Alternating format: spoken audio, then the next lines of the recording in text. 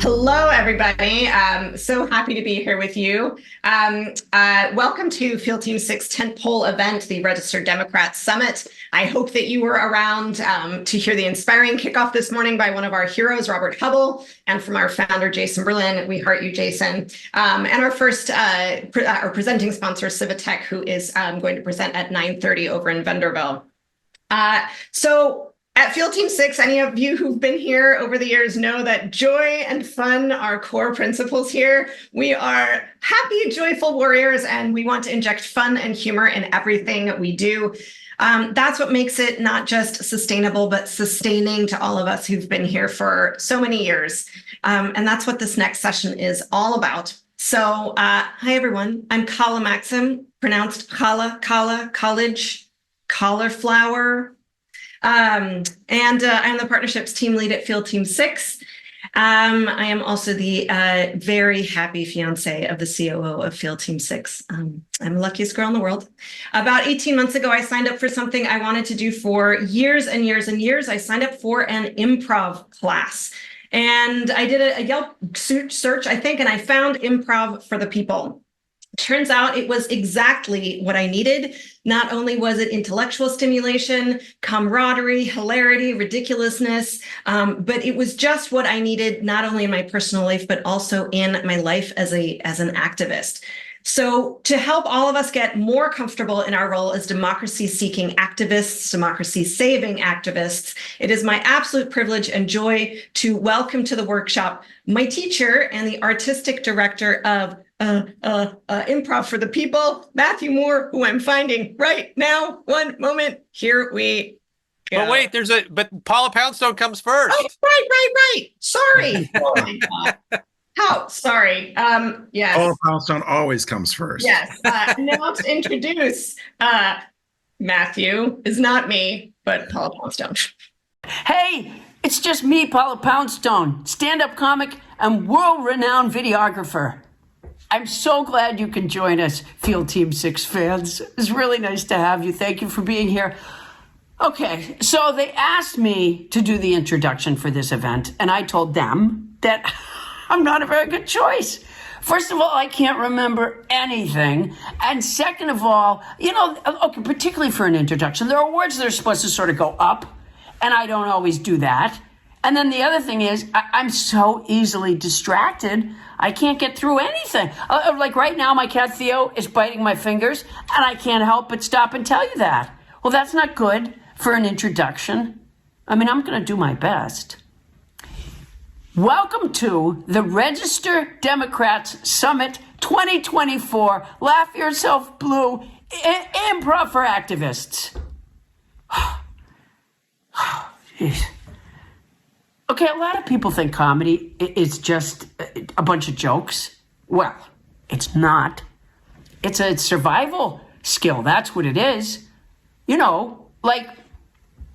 Okay. The next time a bear comes at you, try this. Instead of trying to make yourself look tall, bears aren't stupid after all, turn to the bear and give it the old "do they shit in the woods" joke. Bears love that. And let me know how that goes. It could have helped Leonardo DiCaprio that time. Okay, I'm not saying it was a recent film. I'm saying comedy is a survival skill. Being able to improvise even just a little bit can get you out of some tight spots sometimes, particularly in this politically fractious time we're in. I mean, I'm not around people that much myself, but even just talking politics with my cats can so quickly devolve into... It's so much better to be able to stick and move with a well-placed joke here and there. So, get ready to learn some fun, funny, and truly helpful skills okay, I told you, I knew it. Okay, with an actual master of improv, Matthew Moore. See, I forgot his name for a second, and that was the part where it's supposed to go up. Let me try that again. with Master of Improv, Matthew Moore. I think that's, honest to God, the best I can do.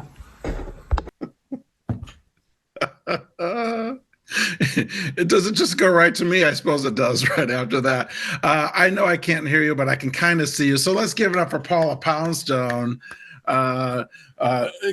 comedian extraordinaire. I've loved her probably as you have for many, many years. I will be asking her later why she couldn't remember my name. Sometimes I wake up and I don't remember my name.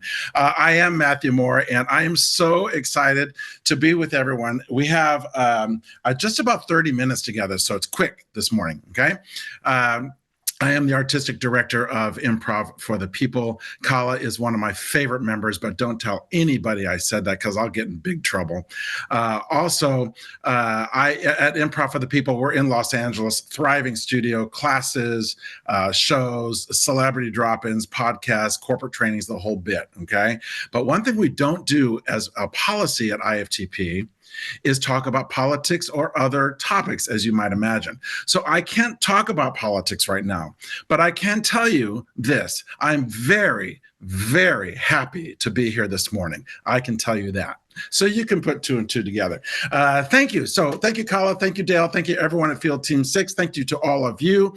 I want, as Paula mentioned, the Improv has some techniques and some foundations and skills that help not just actors, but all of us in our communication realm, okay? We don't have a ton of time today, but we have time enough to look at two improv techniques that I want to share with all of you, all right? I'm going to explain them, and then we're going to even play them with a couple of our volunteers, and you'll see how they work. And my goal for our 30 minutes together is, when we're finished, is that all of us have these two techniques in our communication back pocket that we can lean on as we go out into our world and engage with everyone as we need to, obviously, as we need to in the coming months. So hopefully you can use these two techniques, not only in that, but maybe in your personal lives as well. So that's that. So why improvisation? Actors have used the art of improv for decades to connect with their scene partners, to connect with other characters. Why? Because this art form improves listening skills, understanding, empathy, it builds trust, right? And so much more. So be open, have an open mind to these things, and take what you can. And that's our goal for today. The first technique, maybe some of you have heard this. It's the technique that is just at the foundation of improvisation, and it is called yes and. Okay, so a little bit about yes and. I'm going to explain what it is and how it works, and then I'm going to bring up a volunteer. I use that term loosely because when I say their name, they better come up and join me. Otherwise, I'm going to sit here by myself at my desk, and doing yes and by myself is, well, it's hard to watch, frankly. Okay, so anyway, yes and is this. When we're in a communication situation, I want you to think the two words, yes and. Yes, I hear what you are saying, and this is what I would like to add. And what does that concept do for us? When we're thinking yes and as we're listening to another person, first of all, we become an active listener. We have to be an active listener for the and part, right? So we have to listen so we can add what we would like to say, in response to what was given to us. Right? So there's a little bit more to it than that, and we'll talk about that in a second. But I'd like to show a few examples, and then we'll talk about it, okay? So if I could bring Kala, I don't know if you're managing this, but if we could bring Kala, actually I'm going to start with you. Okay, yeah. Okay, great, Kala. So Kala and Matt are going to do a yes and exercise, okay? So, Kala, in this exercise, let's avoid questions. Let's just make statements, okay? And again, for the group that's listening, we're going to do a few scenarios in our short time together this morning. I want you to think, how can I put yes and to work in my scenarios and what I am trying to accomplish, okay? So just be thinking that. So, Kala, you and I are, let's say we're old friends, and we are meeting at a coffee shop. Okay. We haven't seen each other in a while. Okay. By the way, for those listening, we're making this up on the spot. This is complete improv. Okay. And so we're going to make statements. We're going to avoid questions. We'll talk about that in a second. And Kala, I'm going to have you start. At the top of our little scene together, plus this is all very fun. We laugh and it's there's a little bit of ridiculous involved here, right? So that's good. So Kala's going to start. Any sentence you want to me, your old friend, make it a statement. Then every line after that is going to start with the two words, yes, and. And I want the 400 people who are watching to really kind of judge us a little. Make sure we're saying yes and, not yes, but, okay? But yes and to the thing that was just said to us. So after the first line, every line starts with yes and, yes and, yes and, yes and. All right, here we go. Two friends at a coffee shop. Okay. George, it's been so long since I've seen you. You look amazing. Yes, and thank you for telling me that. I got a little Botox last week. Yes, and I've heard that can really help, not just with reducing your wrinkles, but also with migraines. Yes, and because of my Botox, my migraines have disappeared, and I'm able to live a little bit longer with my wife. Yes, I remember that you suffered with that in high school, and I'm so glad to hear that you are happily married. Yes, I am happily married. I've got great skin, and I want to say, Jennifer, I heard about your big career. Yes, and I can't believe that it's been 20 years that I've been a political activist already. Yes, and 20 years is amazing since you look like, what are you, like 31 now? Yes, and Botox is something I also use regularly. Okay, we'll stop there. Very good. Very good, Kala. Excellent. If we had more time, we'd really debrief this thing, but it was just a simple exercise of yes and. Kala, what did you think about that? It's good. It's hard because you don't yes and is not something you want to say. You want to sort of get your perspective in there right away. And it's sort of like you have to pause yourself and go, yes, and I have to respond to you. I can't just say what I want. Yeah. Okay, good point. So I want to talk about that really quickly before we bring up the next improviser. We're improvisers this morning, right? So yes, and I want to be clear, does not mean, yes, I hear what you're saying, and I agree with you. All right? Sometimes there's a misunderstanding of the concept. It's not, I hear what you're saying, and I agree with you. Yes, and is, yes, I hear what you're saying, and this is what I would like to add, whether I agree with you or not. Okay. So much of conflict and communication comes about when one person does not feel heard.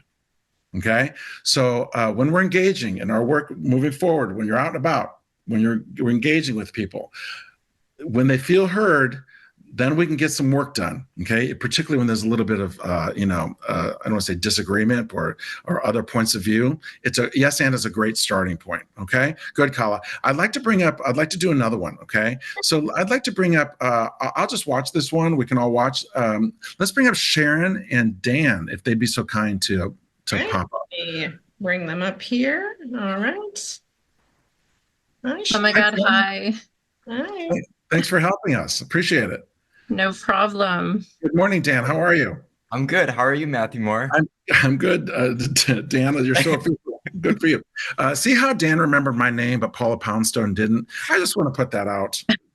When you see Paula, I'm giving her a hard time. She's wonderful. All right. We have Sharon and Dan up here. They're going to do a yes and for us. Let me set the two of you up, okay? Complete improv here. The two of you are you are a couple. You're a married couple, and you are at the airport. Let's put you at LAX, my home airport. Okay, yeah. We're going to put you at LAX, and you're going on a trip together today. You're at the gate area. We're going to make this up on the spot. Yes, and Sharon, you'll have the first line, any line you want. After that, every line begins with yes, and. Let's see how they do. Let's see how their active listening is engaged. And also, let's just have some fun. All right, let's clap for Sharon and Dan. Yeah. Dan, I really need a coffee before we get on this flight. Yes, and Maria, you should have 2 coffees. So this is going to be a long flight to Alaska. Oh, yes. And I hope we're sitting near the bathroom. Yes, and you do have a tendency to pee a lot, but it's one of the things I love about you. God. Yes, and that's so sweet that we met at that overactive bladder conference. Yes, and that conference was a lot of show don't tell, if you know what I mean. Yes. And I spent so much time in the bathroom and yet still was so lucky to be sitting next to you. Yes, and I was lucky to sit next to you, and hearing that means the world to me. And thinking about this conference reminds me, the stalls in that conference were beautiful, weren't they? Okay, we'll stop blackout. Yes. Great.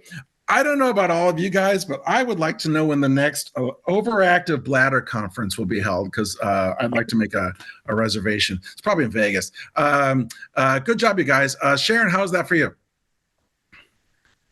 Improv really makes me nervous, and knowing that there are 400 people watching made it much, much easier. So thanks.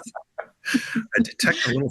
No, it was fun. It was hard because I was trying to just flow and not think about anything, just flow. That's it. Yeah. Also we'll talk to Dan here in a second. Dan, how was it for you? Oh, it was lovely. This is my first time doing improv over a virtual setting, so it's great to have do it with you guys. This is nice.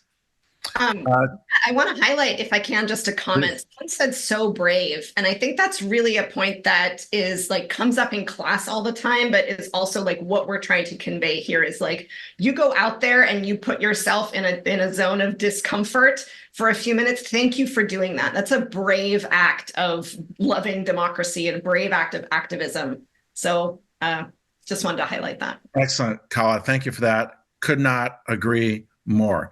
To Dan's point, Dan said about, and Sharon, you did great. Both of you did great with this.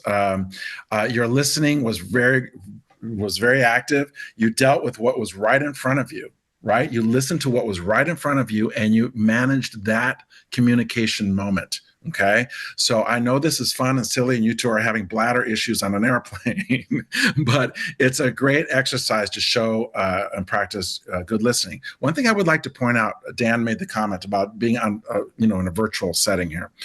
The Morabian study on communication, here we go. It's 10 seconds. I just want to mention it. It was done in the late 1960s by Professor Morabian. He broke down he's a professor at UCLA. He broke down successful communication into 3 segments: the words we choose, our body language, and the tone we use to deliver the words, right?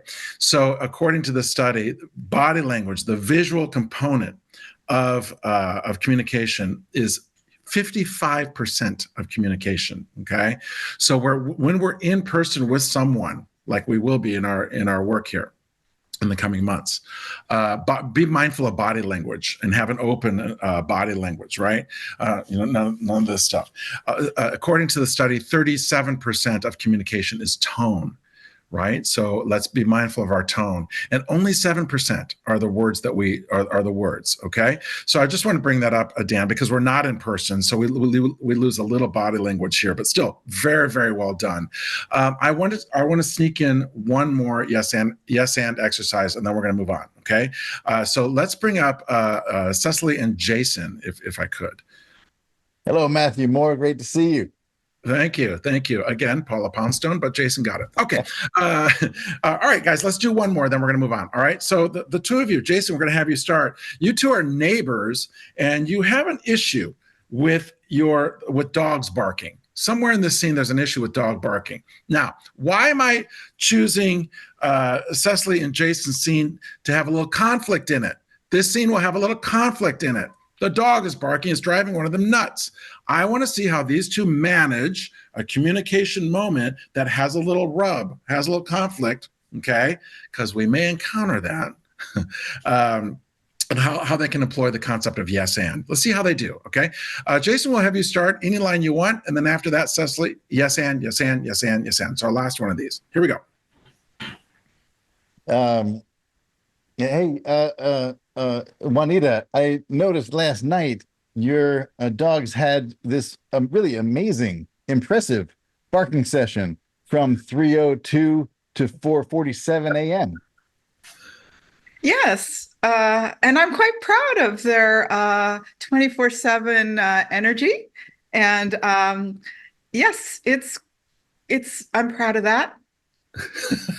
Yes, you are. You sure are. And do your dogs drink a lot of? I noticed you putting Coke in their watered bowl.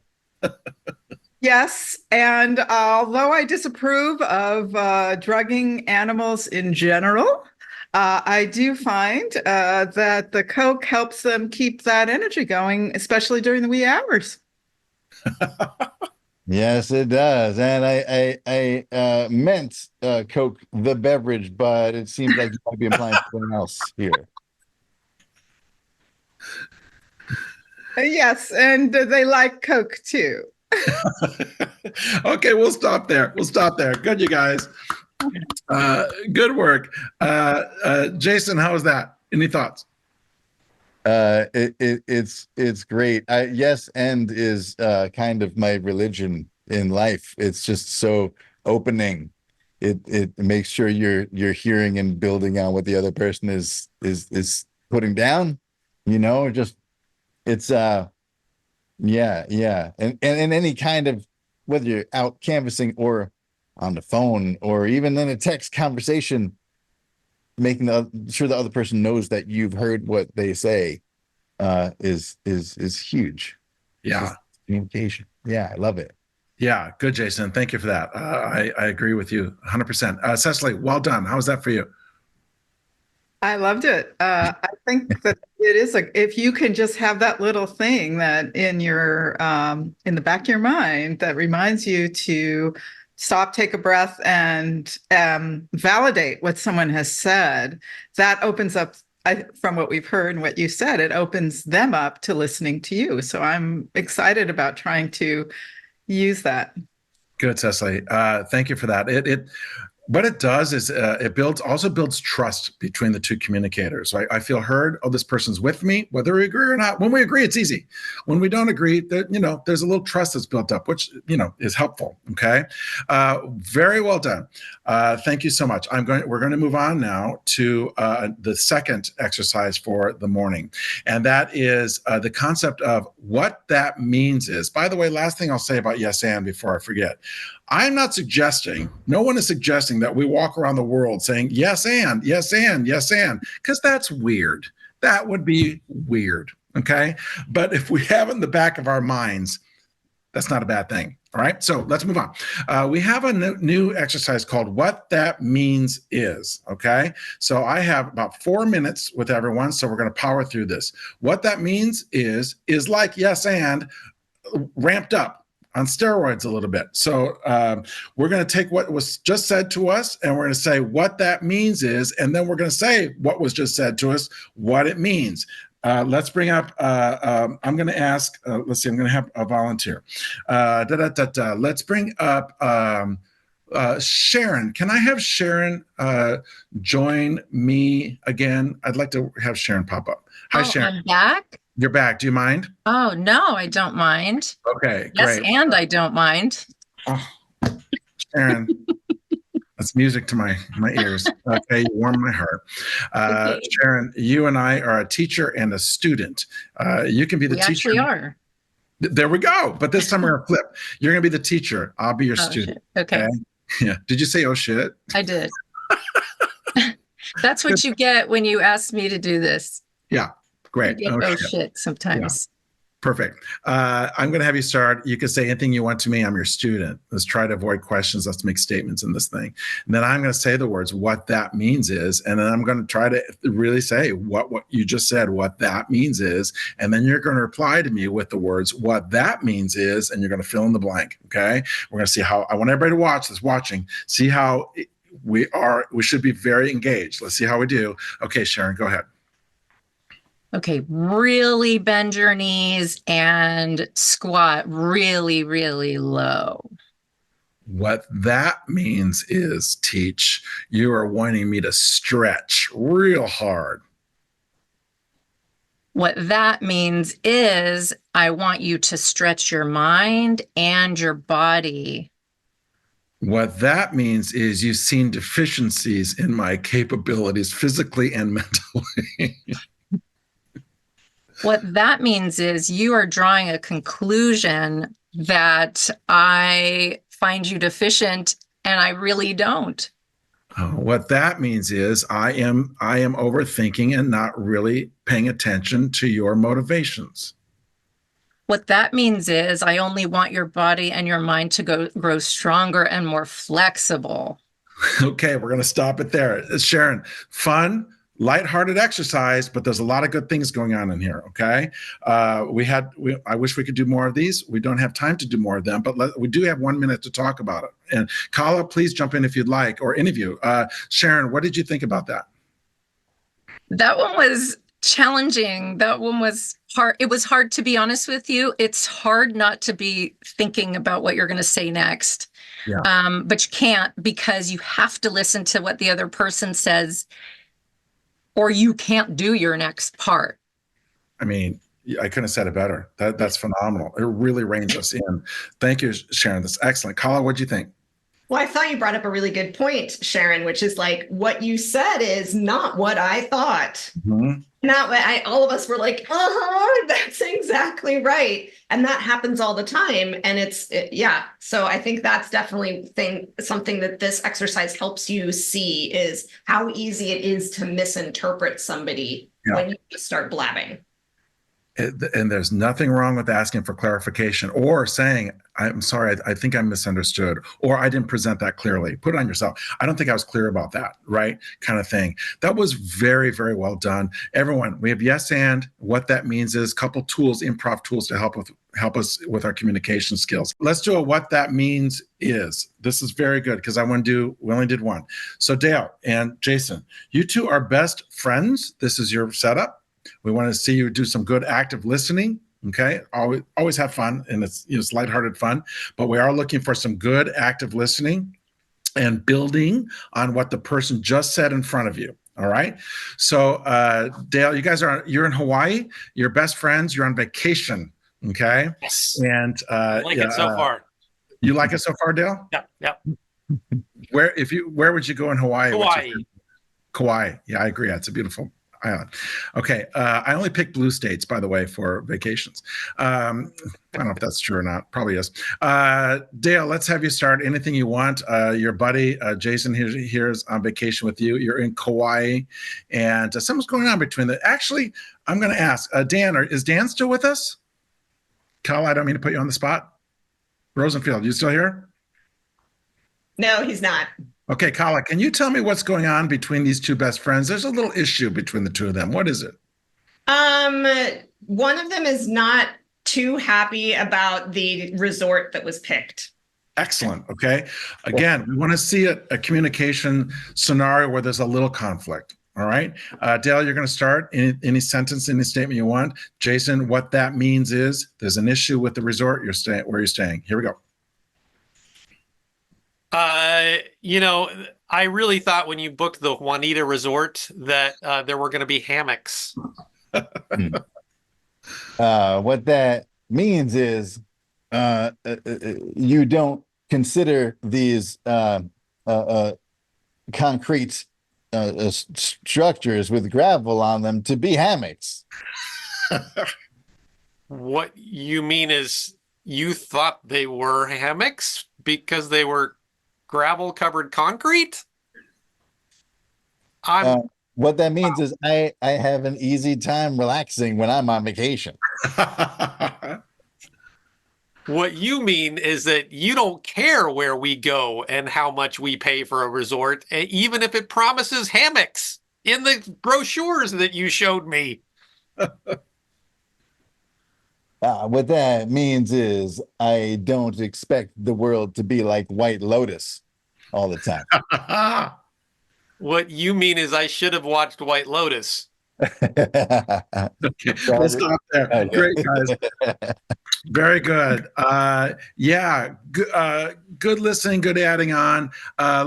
Let's talk to you guys how that was. Dale, what'd you think about it? I thought it was good, and I really did want a hammock. Yeah. So it was easy for me to just kind of follow through with that.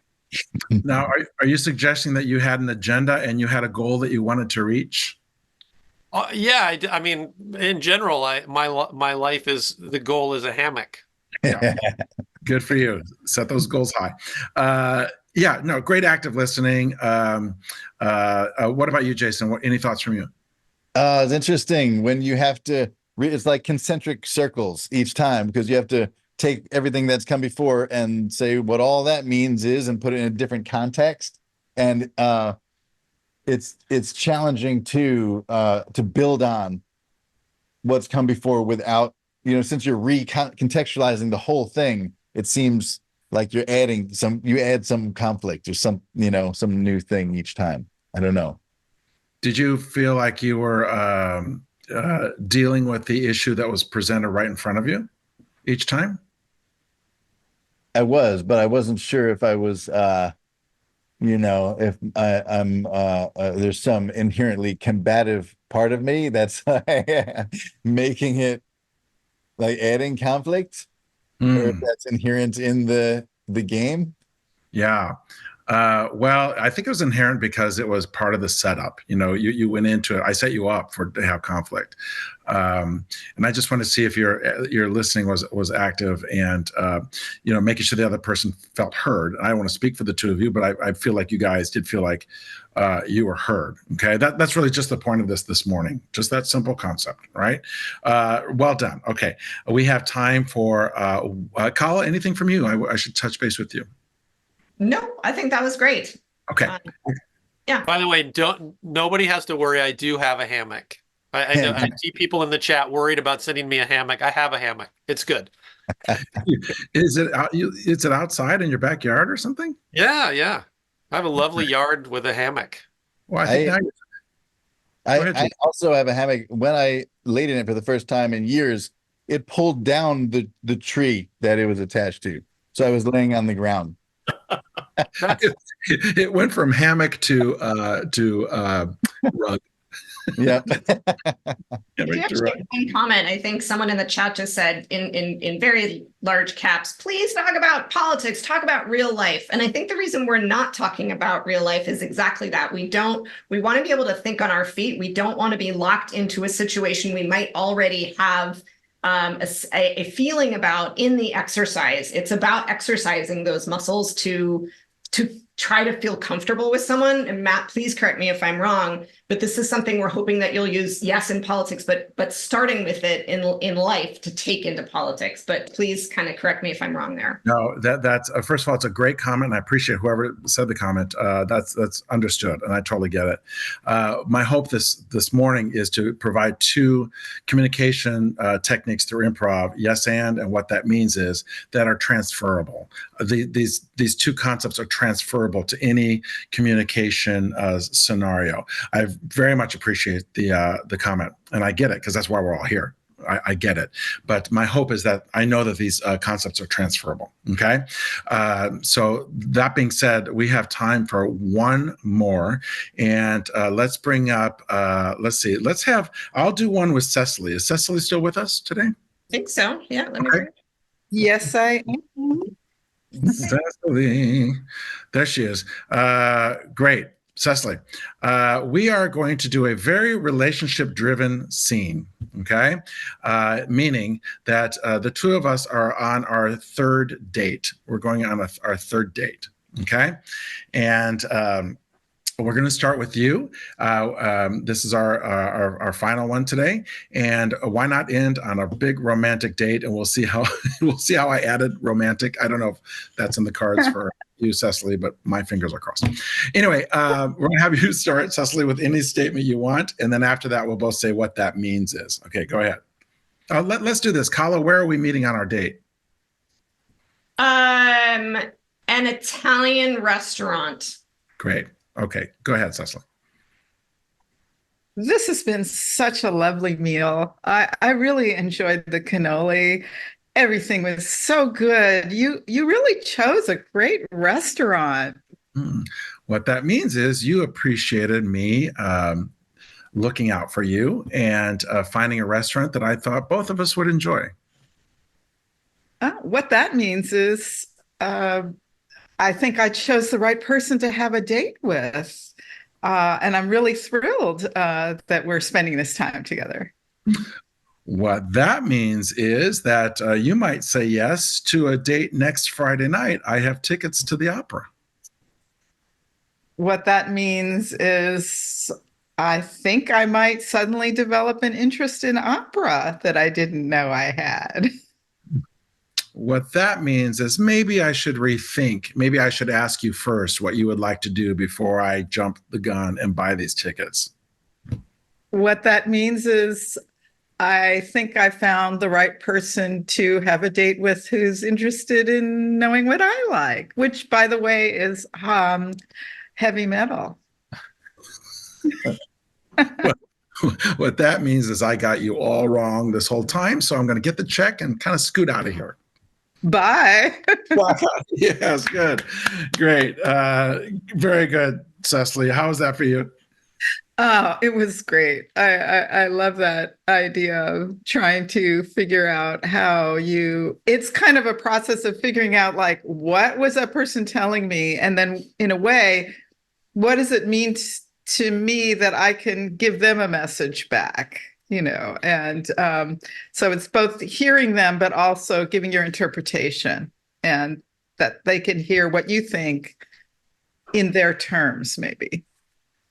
So what Cecily just said, her recap of that improv exercise is very transferable to talk to conversations about politics, whatever it is. Okay.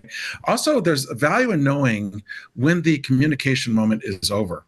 Sometimes things are done. And there's no right. Nobody's saying that this all is a picnic and kumbaya. Sometimes it is, but sometimes we need to know when this isn't going anywhere. Like I think our dating. I like opera. She likes heavy metal. Whatever. It's a silly example, but we get it. Sometimes it's good to know when we need to be finished. Save Cecily's time. Save my time, and move on to the next. Okay. I thought we showed that in that fun little exercise. Thank you, Cecily. That was really fun.